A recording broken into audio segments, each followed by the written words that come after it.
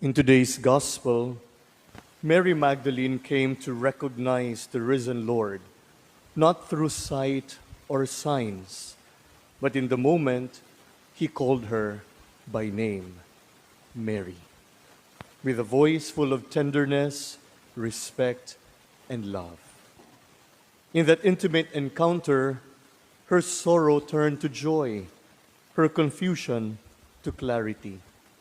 It affirms the truth of the saying, the most beautiful sound we can ever hear is our own name. In the book of the prophet Isaiah, we are reminded that our names are written on the very palms of God's hands. What a powerful image of how personally and deeply God knows each one of us. We are not forgotten, not faceless, not one among many, but we are seen, known, and loved by name. When the risen Christ told Mary that he was ascending to my Father and your Father, to my God and your God, Jesus revealed a profound truth, that the relationship he shares with the Father is now extended to us. We are not known only by name, but we are claimed as children of God. May this truth inspire us to embrace our identity with reverence and confidence, as we also do the same with our brothers and sisters. We are more than what the world sees. Our worth and dignity is rooted not in achievements or appearances, but in the love of the one who calls us by name. Mary Magdalene wept in front of the risen Lord, and the world is weeping in the height of the news of Pope Francis' passing. But we remember the Pope's last message, who said that Christ is risen.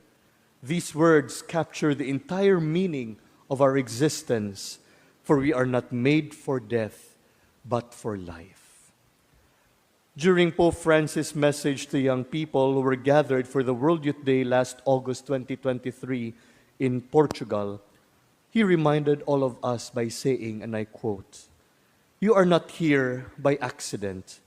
The Lord has called you, not only in these days, but from the very beginning of your days. He called you by name." Let us listen to the word of God that called us by name. Try to imagine these words written in large letters. Then consider that they were written within you, on your hearts, as if setting the direction of your lives, the meaning of who you are. You have been called by name. Each of us is called by name. Not impersonally, but God calls us by name. Think of this. Jesus called me by name. His words are inscribed in our hearts, and we come to realize that they are written in the hearts of every one of us as a kind of title that tells people who we are, who you are. You have been called by name. None of us is a Christian by chance. All of us were called by name. At the beginning of the story of our lives, before any talents we may have, before any shadows or wounds we may be carrying in our hearts, we were called. Why? Because we are loved. This is something beautiful. In God's eyes, we are precious children, and He calls us each day in order to embrace and encourage us, to make us a unique and original masterpiece. Each of us is an original whose beauty we can only begin to glimpse. End of quote.